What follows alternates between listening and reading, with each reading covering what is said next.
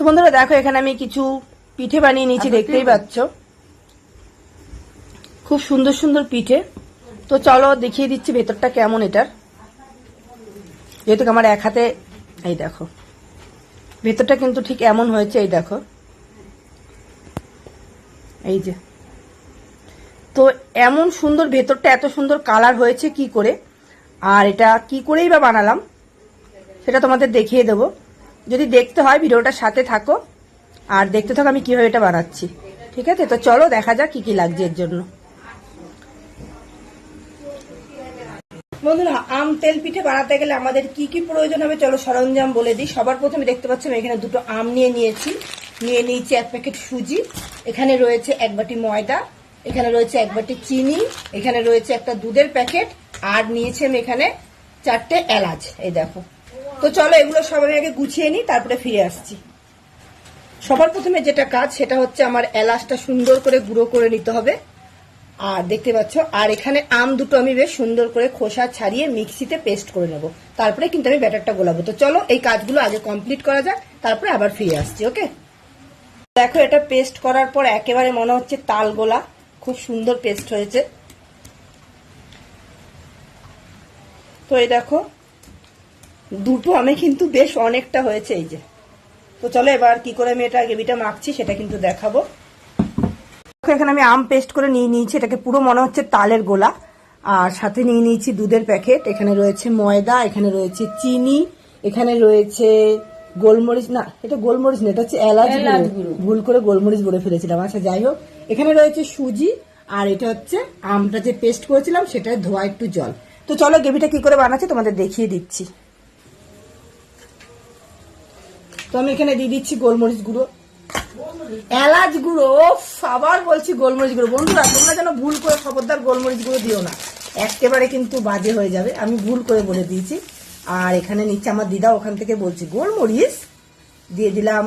সুজি আমি না অল্প করে বানাবো, কেননা আগের দিন বানানো তো অনেকটা নষ্ট হয়েছিল, পরে ফেলতে হয়েছে আমাকে, মানে খেতে পারিনি আমরা, খেতে টেস্ট হয়েছিল কিন্তু আমরাই খাইনি। আর এখানে রয়েছে চিনি, বানায় কিন্তু খেতে চায় না, বুঝেছো? ওটা হচ্ছে ঘটনা, বানাতে খুব ভালো লাগে আমার এসব, কিন্তু খেতে ভালো লাগে না। আচ্ছা, তারপরে এখানে নিয়ে নিচ্ছি আমি এক প্যাকেট দুধ, এটা আমি তোমরা না দিলেও পারো, কিন্তু এটা দিলে একটু টেস্ট হয়, তাই জন্য আমি এটা দিচ্ছি। আর দিয়ে দিচ্ছি ময়দা, এই যে। এটা আমি অল্প অল্প করে জল দিয়ে মাখবো, বুঝেছো? খুব বেশি জল দেওয়া যাবে না, যদি পাতলা হয়ে যায় তখন সমস্যা পড়ে যাবো। মানে আমি এটা চাচ্ছি আমের যে একটা ফ্লেভার, আমের যে একটা টেস্ট সেটা যেন থাকে, তো সেটাই আমি চাচ্ছি। খুব দারুণ লাগছে, পুরো মনে হচ্ছে আমি এটা তালগোলা মাখছি।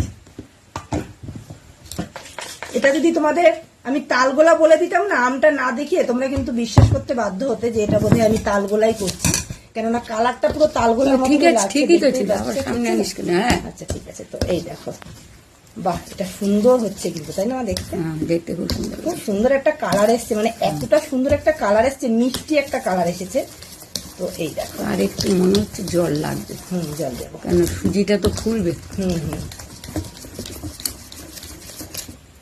বাও খুব সুন্দর বেরিয়ে গেছে, সেন্ট বেরোচ্ছে, আমের একটা দারুণ গন্ধ বেরিয়েছে। বন্ধুরা তোমরা কিন্তু এইভাবে মালপোয়া করে দেখতে পারো, আমি করে কিন্তু তোমাদের দেখাচ্ছি আজকে, আমার করার পর তোমরা নিশ্চয়ই চেষ্টা করবে।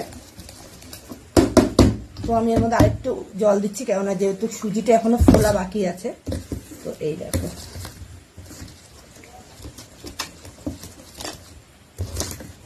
সুজিটা একটু বেশি দিই, কেননা সুজিটা বেশি দিলে বেশি একটু মুচমুচে ভাব আসে, তো তাই জন্য আমি সুজিটা সবসময় একটু বেশি করে দেওয়ার চেষ্টা করি। তো গ্রেভিটা মাখা হয়ে গেছে আমার, এটা কিন্তু আমি প্রায় আধা ঘন্টার জন্য কিন্তু রেস্টে রাখবো। কেন যেন রেস্টে রাখবো, এটা রেস্টে রাখার একটাই কারণ, সেটা হচ্ছে সুজিটা আমার বেশ ফুলে ফেপে একেবারে ডবল হয়ে যাবে, তো তাই জন্য আমি এটা রেস্টে রাখবো। তো চলো কি কি উপকরণ দিচ্ছি তোমরা নিশ্চয়ই দেখে নিয়েছো, এইভাবে কিন্তু মাখতে হবে। এই দেখো, আমি এখন আর এতে জল দেবো না, আমি এটা বেশ আধা ঘন্টা এরকম রাখার পরে আমি কিন্তু জল দেবো। তো ফিরে আবার আসছি আধা ঘন্টা পরে, ঠিক আছে? তো চলো, এটা তো অনেকক্ষণ রেস্ট রেখেছি, প্রায় আধা ঘন্টা, দেখা যাক এটা কেমন হয়েছে। ওয়াও, এই দেখো এটা থিকনেসটা পুরো এরকম এসছে। এটা আমি একটা কড়াইতে দেওয়ার পর ভাজার পর আমি কিন্তু জল লাগবে কিনা তারপরে দেখবো। এটা কিন্তু মিষ্টি টিষ্টি আমি সব টেস্ট করে নিয়েছিলাম, একদম খুব সুন্দর হয়েছে। কালারটা কিন্তু দারুণ হয়েছে, যাই বলো না কেন, মানে কালারটা দেখে আমি পুরো ফিদা এটার উপরে। তো চলো আমি এদিকে কড়াই বসিয়ে দিয়েছি। দেখো কড়াইতে রয়েছে তেল, তেলটা গরম হওয়া পর্যন্ত অপেক্ষা করব। আর এটা আমি আরেকটু ফেটিয়ে নেবো, যতটা ফেটাবো তত এটা ফুলবে, তোমরা তো জানোই।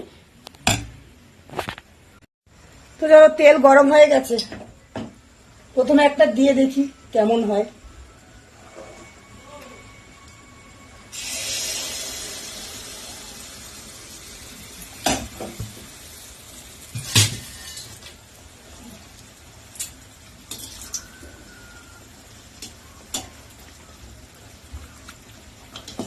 মাগো ফুটবে নাকি গো মা? ছানচাচানি চলছিল মনে হয়। তো এখানে বানানো হচ্ছে আম তেল পিঠে। তো আমার এই আম তেল পিঠেগুলো কেমন হচ্ছে তোমাদের তো আমি দেখানোর চেষ্টা করছি। দেখো এটা ফুলে কিন্তু একেবারে লুচির মতন হয়েছে। ও মা কি সুন্দর হয়েছে গো, বাহ দারুণ হয়েছে। তো আমি এটা একটু সাইডে ধরে রেখে আরেকটা দিয়ে দেবো।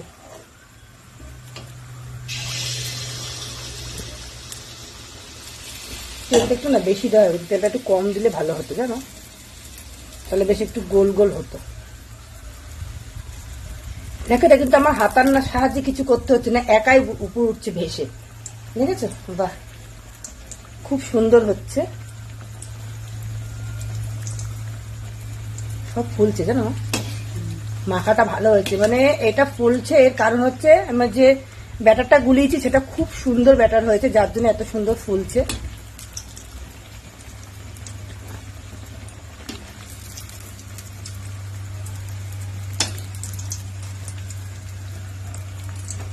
তো এই দেখো এইভাবে ভেজে নিয়েছি আমি, খুব সুন্দর হয়েছে ভাজাটা। কিন্তু এটা এমনিই তো সুন্দর কালার, তারপরে এটা ভাজার পরে কিন্তু আরো সুন্দর কালার হচ্ছে। এই দেখো দেখেছো? তো এইভাবে কিন্তু আমি আবার দিয়ে দেবো। দেখো তো দেখো আমি আরেকটা দিয়ে দিয়েছি একরকমই ভাবে। এটা বেশ তেলের উপরে ফুলে উঠেছে।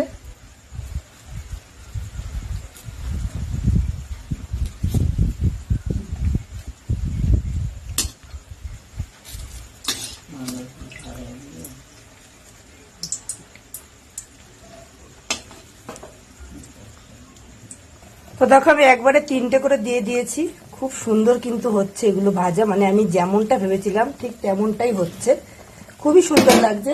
আর এখানে তো আমি 2টো ভেজেছি, কালারটা দেখো কতটা মিষ্টি একটা কালার এসেছে। কালার তো সুন্দর আসবেই, গ্রেভিটা দেখেই তো বুঝতে পারছো। গ্রেভির কালারটা যখন এতটা সুন্দর হয়েছে, মালপোয়ার কালার সুন্দর হবে না এটা তো হতেই পারে না।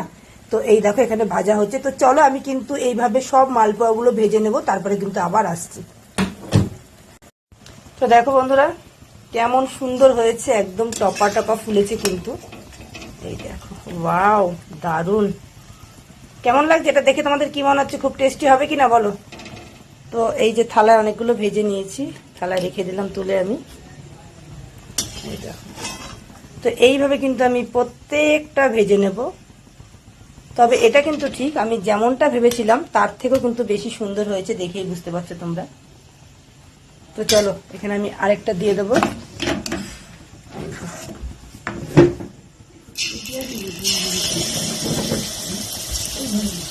একটা জিনিস কি বলো, এটা একা একাই বেশ সুন্দর ফুলে উঠছে, আমার এটা কিছু করতে হচ্ছে না। মানে গ্রেভিটা এত সুন্দর মাখা হয়েছে, থিকনেসটা খুব সুন্দর এসছে, যার জন্য কিন্তু এটা খুব সুন্দর হচ্ছে।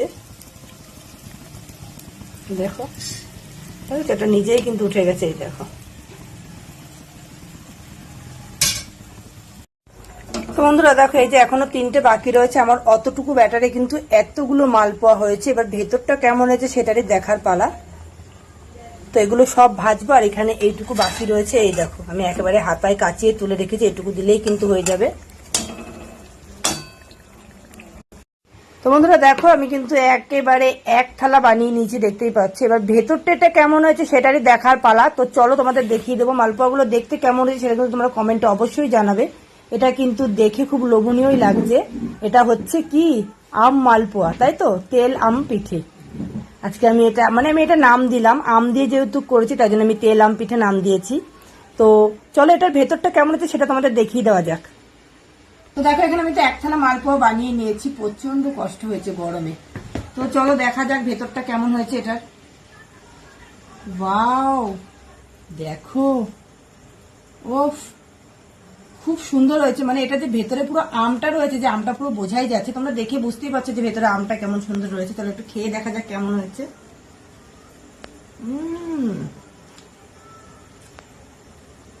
দারুণ হয়েছে, দারুণ।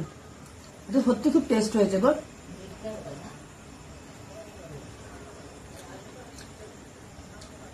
তোমরা বাড়িতে এভাবে বানিয়ে দেখতে পারো, তেল আম মালপোয়া। তো খুব দারুণ হয়েছে। আম তেল পিঠে, সরি ভুলভাল বলছিলাম। তো যাই হোক, তোমরা কিন্তু বাড়িতে এরকম আম তেল পিঠে বানিয়ে দেখতে পারো। তো এটা খেতে খুব দারুণ হয়েছে, আমার তো ভীষণ ভালো লেগেছে। যদি ভিডিওটা ভালো লেগে থাকে একটা করে লাইক করো, কমেন্ট করো, শেয়ার করে দিও সবার কাছে, যেন সবাই এরকম নতুন একটা পিঠে বানিয়ে খেতে পারে এই আম থাকতে থাকতে। তো ভিডিওটা কিন্তু এই পর্যন্ত ছিল। টাটা বাই বাই, আবার দেখা হবে নতুন একটা ভিডিও নিয়ে।